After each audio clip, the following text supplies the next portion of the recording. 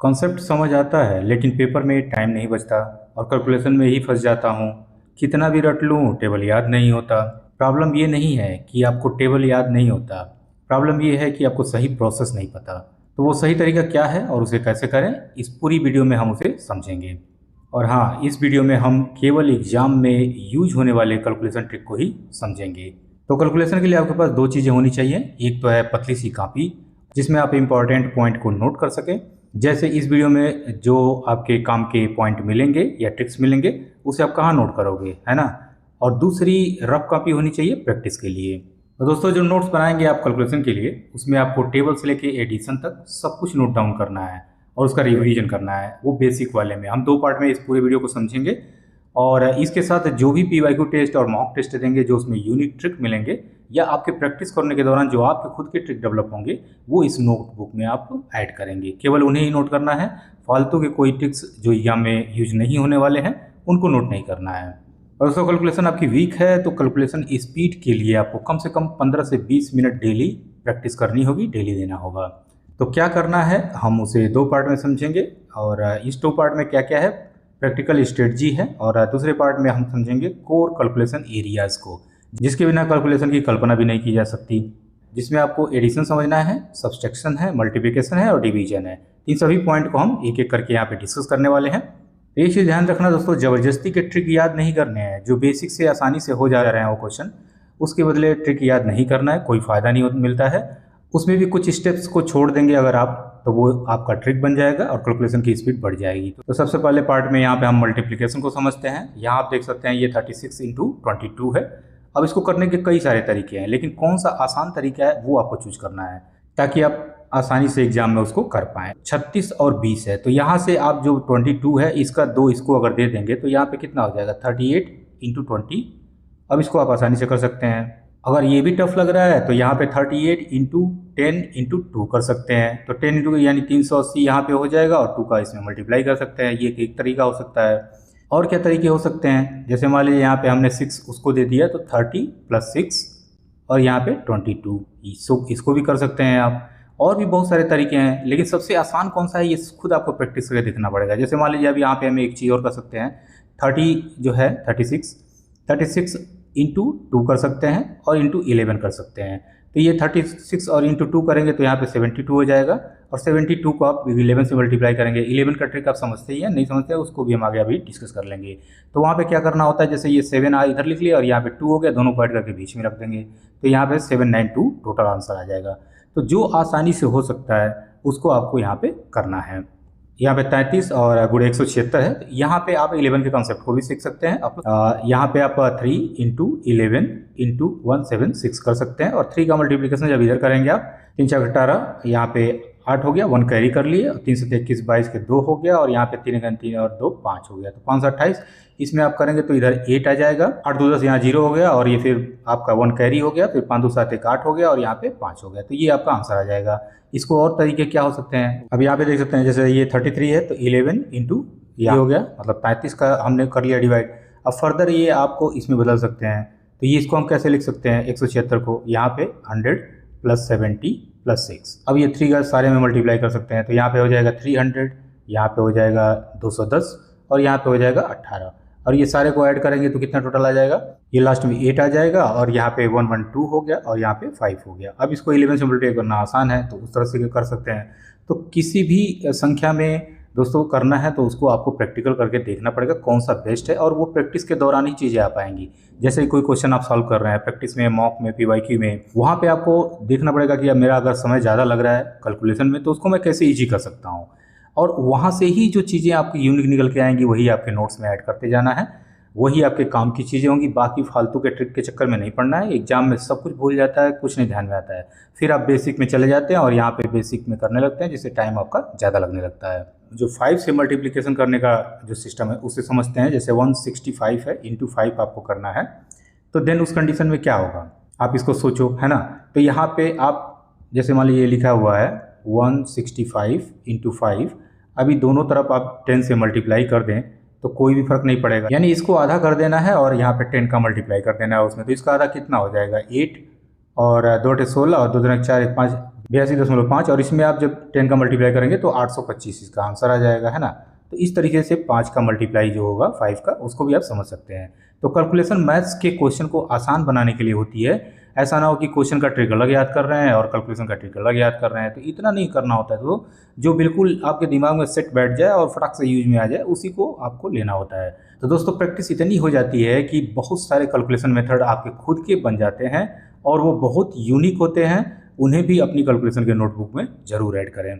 जितना ज़्यादा प्रैक्टिस करेंगे उतना ज़्यादा बेहतर कैलकुलेशन बनेगी।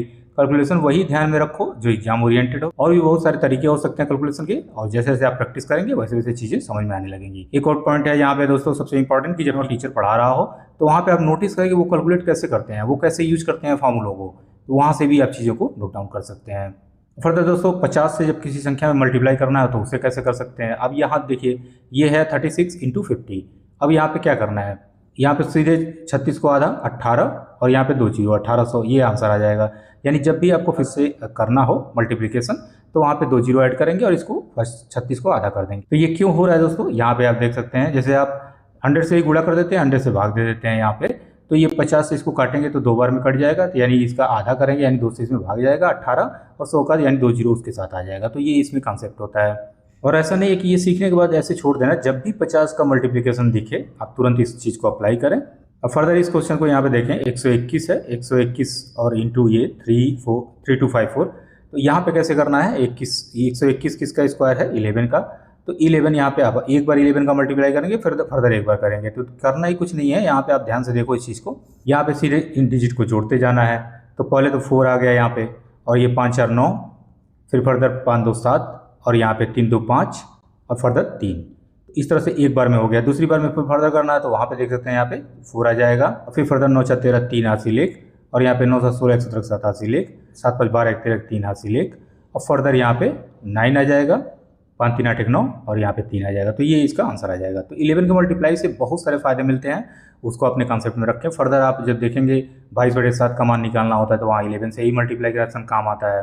तो इसको नोट करें दोस्तों। एक तो जो 11 का ट्रिक है वो नोट करें, किसी भी संख्या 11 से कट रही है नहीं कट रही है, तो उस कॉन्सेप्ट को समझने में भी यहाँ काम आता है। फर्दर आप 5 का पॉइंट हो गया, और 25 में भी वही कॉन्सेप्ट लगता है, और उस तरह से 50 का भी है। तो यहाँ पे 1 जीरो, यहाँ 2 जीरो, इस तरह से लगाते हैं और इस तरह से यूज करते हैं कैलकुलेशन। तो इनको नोट करने वाली चीज़ है, ये एग्जाम में बहुत काम आता है। फर्दर ये भी एक अलग कॉन्सेप्ट है और ये बहुत बेनिफिट देता है, मुझे तो बहुत फायदा दिया जाए।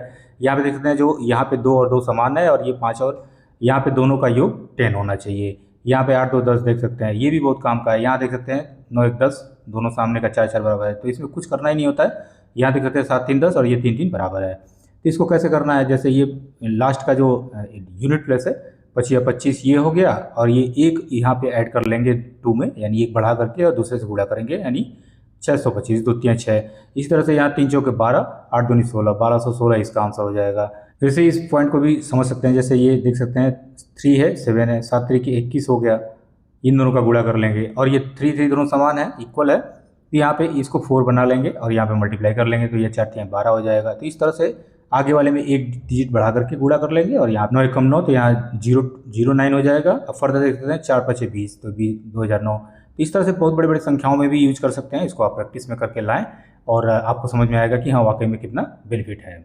इस चीज़ को यहाँ पे देख सकते हैं, ये 5 5 10 हो रहा है और ये दोनों समान है, तो उस तरह से 25 25 यहाँ पे हो गया, और 7/56 यहाँ भी देख सकते हैं 25 25 हो गया, और ये 11 132 हो गया। तो इस तरह से यहाँ पे 13,225 आंसर आ गया। इसी तरह से 125 का भी कर सकते हैं। अब एक और क्वेश्चन यहाँ देख सकते हैं, जैसे अभी हमने पहले डिस्कस किया 33 और इंटू यहाँ पे 37 है, तो यहाँ पे भी एक कॉन्सेप्ट यूज आएगा, जैसे 7 3 10 हो गया और ये 3 3 बराबर है, तो 7 3 21 ये आ गया, और यहाँ पे 3 चौके 12 आ गया, तो 12 से 21 तो ये आ रहा था। फर्दर इसको 11 से भी कर सकते हैं, 11 इंटू 3 और यहाँ पे 37। तो इसमें टाइम लग रहा है नहीं लग रहा है वो आपको डिपेंड करो, और फिर ये प्रैक्टिस से ही किसको यूज करना है किसको नहीं यूज करना है वहाँ पे उससे आइडिया लग गया। जैसे देख सकते हैं 3 7 21 की 1 और यहाँ पे 2 कैरी हो गया, 3 3 9 2 11, 111 ये हो गया। अब इसको जब 11 से करना होगा तो एक सबसे पहले 1 आ जाएगा, 1 और 1 2 हो जाएगा, फर्दर 1 और 1 2 हो जाएगा और 1 आ जाएगा, तो 12 से 21 ऐसे भी आ जा रहा है। तो कौन सा स्पीड में आप कर पा रहे हैं और कितना उसको अंडरस्टैंड कर पा रहे हैं, इस तरह से अपने नोटबुक में ऐड करें और प्रैक्टिस करें। ये 5 वाले में भी एक रह गया था, यहाँ देखते हैं 4886 और इंटू 5 है, तो यहाँ पे क्या करना है, ये 5 से मल्टीप्लाई न करने के बजाय यहाँ इसको आधा कर दो, ये 2 दूना के 4 2 चौके 8 2 चौके 8 2 3 6, और यहाँ पे आपको और एक जीरो ऐड हो जाएगा, तो इस तरह से इसका रिजल्ट निकल जाएगा। तो इस तरह से चीज़ों को सीखने का प्रयास करो दोस्तों। क्या यूनिकनेस है और ये क्यों हो रहा है, ये भी आप दोनों ऊपर नीचे 10 मल्टीप्लाई करके समझ सकते हैं ये कहाँ से आ रहा है। और जो पॉइंट के गुना और भाग जरूर क्लियर कर लेना दोस्तों, बेसिक आप अंडरस्टैंडिंग कर रहे हो उससे फेज 1 के हिसाब से, तो वहाँ से आपको बेनिफिट मिलेगा। जैसे मान लें यहाँ पे 0.2 और इंटू 0.04, तो अब यहाँ पे पॉइंट कहाँ पे लगेगा इंटू में, ये आपको पता होना चाहिए, क्योंकि डेसिमल आते ही आप कैलकुलेशन गड़बड़ हो होने लगता है। एवरी सैटरडे 7 PM इस तरह की जो प्रैक्टिकल और एग्जाम फोकस स्ट्रेटजी है वो आपको इस चैनल पे मिलती रहेगी। और नेक्स्ट सैटरडे दोस्तों यहाँ पे वोकेब के लिए मास्टर क्लास जो आने वाली है, क्या रियल स्ट्रेटजी होनी चाहिए, क्या फॉलो करना चाहिए आपको इस सब्सक्राइबर के डिमांड पे, तो कमेंट में वोकेब जरूर लिखें। अगर आप एसएससी प्रिपरेशन स्मार्ट वे में करना चाहते हो तो चैनल को जरूर सब्सक्राइब करो। यहाँ सिर्फ मोटिवेशन नहीं, क्लैरिटी मिलती है। कैलकुलेशन ही है जो आपके 2 सब्जेक्ट को स्ट्रांग करता है, मास्टर बनाता है। वो क्वेश्चन आसान बना देते हैं जिसमें वो रीजनिंग और मैथ, ये दोनों में आपको इसका बेनिफिट मिलेगा। अब हम पार्ट 1 में जो डिवीजन का कॉन्सेप्ट है उससे समझेंगे। 3 से कोई संख्या डिवाइड हो रही है, कट रही है, नहीं कट रही है, कैसे देखेंगे उस चीज़ को। जैसे मान लीजिए एग्जाम्पल के रूप में हम यहाँ पे 723 लेते हैं, तभी तीनों संख्याओं का जो जोड़ होगा वो अगर 3 से डिवाइड होगा तो संख्या भी 3 से डिवाइड हो जाएगी। 3 2 5 7 5 12, तो यहाँ पे 12 जो है वो 3 से डिवाइड है, तो ये संख्या भी पूरी डिवाइड हो जाएगी। तो इस तरह से पॉइंट को नोट करें और ये बहुत ही बेहतरीन काम आते हैं कैलकुलेशन के स्पीड को करने के लिए। आप वहाँ डिवाइड करके न चेक करके वैसे ही चेक कर लेंगे वो कटेगी कि नहीं कटेगी। तो अब पार्ट 1 के हम दोस्तों एडिशन को समझते हैं। ये कैलकुलेशन का सबसे महत्वपूर्ण बेस है। इसके लिए आपको बहुत सारे ट्रिक मिल जाएंगे, सबको अपनी कॉपी में नोट नहीं करना है और उस पर टाइम खराब नहीं करना है। उनमें से कुछ लिमिटेड ट्रिक हैं जो बहुत ही अच्छे काम आते हैं एग्जाम में और स्पीड कई गुना आपके बढ़ा देते हैं। और ऐसा भी नहीं है कि इसके लिए अलग से टाइम निकाल कर करना है। जब भी मैथ्स के क्वेश्चन लगा रहे हो या चैप्टर वाइज प्रैक्टिस कर रहे हो या फिर मैथ के सेक्शनल मॉक दे रहे हो, तो उसमें इन तरीकों को यूज करना है, प्रैक्टिस में ले आना है ताकि वो याद रह सकें और एग्जाम हॉल में भी आप उसका यूज कर पाएँ। जैसे मान लीजिए यहाँ पे 29 है और 323 है, इसको हमें ऐड करना है। तो यहाँ पे इस चीज़ को एक यहाँ से ट्रांसफर अगर हम कर देते हैं तो ये कितना हो जाएगा 30, अब प्लस यहाँ पे देख सकते हैं ये 322 हो जाएगा। अब इसको ऐड करना कितना आसान है, तो ये काम आपको माइंड में करना है, न कि लिख के करना है। अब इसको आप जब ऐड करेंगे तो ये कितना हो जाएगा 3 और ये 5 और ये 2, तो ये सारा कैलकुलेशन 1 में ही करना है और ये स्पीड में क्वेश्चन सॉल्व हो जाएंगे। एक और एग्जांपल देख सकते हैं यहाँ पे 376 और 124 इस तरह से यहाँ पे दिया हुआ है। तो इसको कैसे ऐड करेंगे, यहाँ पे भी 1 देंगे तो कुछ ज़्यादा अंतर नहीं आएगा। यहाँ या तो 5 बनाए, 5 बनाना है तो यहाँ पे हो गया 375 और ये हो गया 125 125। अब इसको ऐड करना आसान है, 25 को इसको दे देंगे 100 हो जाएगा और 100 ये 2 400 और एक 500, तो टोटल आंसर 500 हो जाएगा। तो ये आप माइंड में कैलकुलेट कर पाएंगे। फर्दर इसको यहाँ पे देख सकते हैं, जैसे ये 299 और 127 127 है दिया, तो यहाँ से भी जब एक दे देंगे यहाँ पे तो कितना हो जाएगा 300, ये मन में ही दे देना है और मन में ही कर लेना है 300। तो 126 को जब यहाँ पे ऐड करेंगे तो 426, सीधा सीधा आंसर निकल रहा है। तो इस तरह से जब क्वेश्चन आए तो आप 5 बनाएं या फिर 0 बनाएं, इस तरह से बना करके ऐड करें। और भी तरीके हैं जिनको आपको नोट डाउन कर लेना चाहिए। जैसे नीचे वाला देखते हैं 425 है तो सीधे आप यहाँ पे 400 1200 600 और 700, तो टोटल जब इसका करेंगे तो कितना आ जाएगा 2900। और यहाँ पे जो 25 है और इसको भी 25 कर लीजिए, 25 को 50 और 29 को 1 दे दीजिए तो 30 हो जाएगा। तो 5 5 3 80 हो गया, 80 और इधर आपका 56। तो ये टोटल जब ऐड करेंगे तो 136 आपका आ जाएगा। तो टोटल जब ऐड करेंगे तो 3036 ये टोटल निकल के आ जाएगा। तो इस तरह से कैलकुलेशन को आसान बनाना होता है दोस्तों। और भी क्वेश्चन ले सकते हैं, जैसे मान लीजिए हमने 79 और 63 लेते हैं यहाँ पे, तो अब देख सकते हैं यहाँ 3 में से एक आप इसको दे दीजिए तो ये कितना हो गया 80 और यहाँ पे कितना हो गया 80 हो गया और यहाँ पे 62 हो गया। तब इसको ऐड करना कितना आसान है, 8 से 14 142 आ गया आंसर। या फिर ऐसे भी कर सकते हैं, ये पूरा का पूरा 3 इसको दे दीजिए तो कितना हो जाएगा 82 9 3 12 और ये प्लस 60, तो इसमें भी 8 से 14 142। तो इस तरह से आप कैसे कर सकते हैं कैलकुलेशन को, कितना आसान बना करके सोच सकते हैं, उससे आपको बेनिफिट मिलेगा। अब सेम यहाँ पे हम सब्सट्रैक्शन के पॉइंट को समझते हैं कैसे करना है। तो इसमें भी एडिशन का ही काम करना है दोस्तों। जैसे मान लीजिए यहाँ पे 79 है और 63 है, अब 63 में से क्या ऐड करें कि 79 आ जाए। तो यहाँ पे अगर 63 है, 9 बनाने के लिए आप 6 ऐड करना पड़ेगा और यहाँ पे 1, तो यहाँ पे 16 आंसर आ जाएगा। कितना ईजी तरीके से आंसर आ रहा है ना। तो उस तरीके से सोचना है। जैसे ये दूसरा डिजिट भी देख सकते हैं, यहाँ पे ऐड करना है तो ऐड में भी उल्टा सोचना है। जैसे मान लीजिए अब इसमें कितना ऐड करें कि ये आ जाए, तो पहले तो 100 है, 100 में 1 ऐड करेंगे तो 200 हो जाएगा और यहाँ पे 2 है 7 8 यानी 172। तो कैलकुलेशन में जितना प्रैक्टिस करेंगे उतना ही बेहतर चीज़ें निखर के आएंगी और वो स्पीड ऑटोमेटिक बढ़ने लगेगा। आपके अपने खुद के ऐसे ऐसे ट्रिक्स निकल के आएंगे, आप खुद लगेगा वाह यार क्या बेहतर ट्रिक्स बनाया मैंने। उसको आपको नोट डाउन करना है क्योंकि वो भूल भी जाएगा और प्रैक्टिस में बार बार उन चीज़ों को ले आना है। तो फर्दर दोस्तों पार्ट 2 में चलते हैं। पार्ट 2 में हमें क्या क्या कवर करना है आप टेबल समझ सकते हैं। टेबल याद नहीं होता है बोल के उस चीज़ को भी हम बहुत अच्छे से समझेंगे। तो स्क्वायर क्या कितना तक याद करना है और कितना से आगे आपको ट्रिक्स वगैरह कहीं फॉलो करना है। क्यूब में भी वही है, पावर 4 आपको करना है, रूट क्यूब है, पाइथागोरियन ट्रिपलेट बहुत ही बेहतरीन चीज़ है। और जब भी क्वेश्चन आता है तो ऑन द स्पॉट आप देख करके आंसर लगा सकते हैं, लेकिन इसमें भी आपको प्रैक्टिस करनी पड़ेगी। ऐसा नहीं कि 3 4 5 आपको एक पाइथागोरियन ट्रिपलेट मिल गया तो अब इसमें 2 का मल्टीप्लाई करके दे सकता है, 3 का मल्टीप्लाई करके दे सकता है, इसका स्क्वायर बना के दे सकता है। ये सब आपको चीज़ें सोचनी पड़ेंगी। यहाँ परसेंटेज टू फ्रैक्शन है और फर्दर फ्रैक्शन टू परसेंटेज और उसको डेसिमल में भी लेके चलना है। तो सबसे पहले हम यहाँ पे टेबल को समझते हैं, फर्दर की टेबल हम कैसे उस पर मास्टरी कर सकते हैं। और इनका फ़ायदा बहुत मिलता है दोस्तों। डीआई में percentage, ratio, algebra, foundation weak हो तो स्पीड कभी स्टेबल नहीं होती है। फाउंडेशन यहीं से बनती है। पार्ट 2 कोर है, बेसिक है, ये बैकबोन है एक तरह से मैथ की।